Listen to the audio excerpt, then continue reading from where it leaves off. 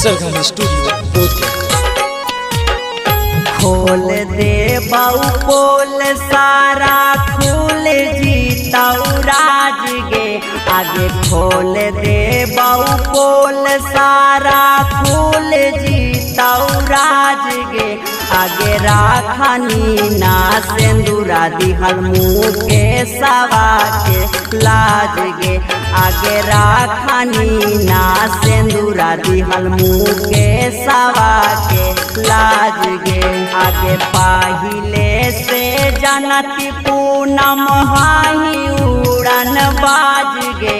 आगे पाहिले से जनती पूनम हाही उड़न बाज गे, आगे राखनी ना सिंदूरा दिहल मुँह के सवा के लाज गे, आगे राखनी ना सिंदूरा दिहल मुँह के सवा के लाज गे।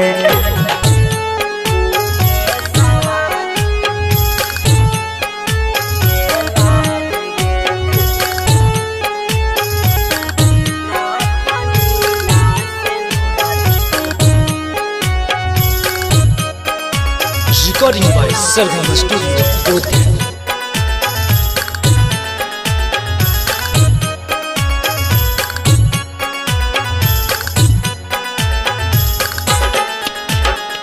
जेकरा भीरी जाइमी जिंदगी हो जितई बेकार गे,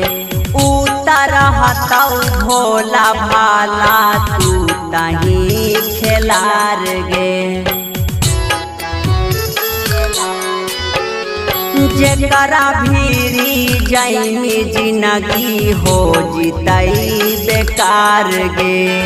हो तौ भोला भाला तू तही खेलार गे, आगे काहियो ना पूरा हो तौ मानवा के साध गे, आगे काहियो ना पूरा हो तौ मानवा के साध गे, आगे राखनी ना सिंदूरा दिहल मुँह के सवा के लाज गे, आगे राखनी ना सिंदूरा दिहल मुँह के सवा के लाज गे।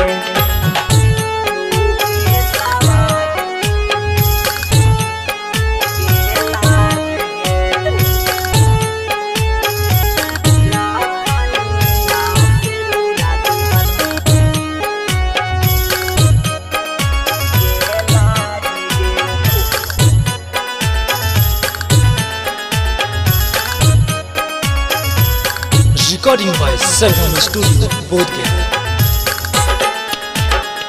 जवले हौ जवानी ताजा माजा ले खूब गे,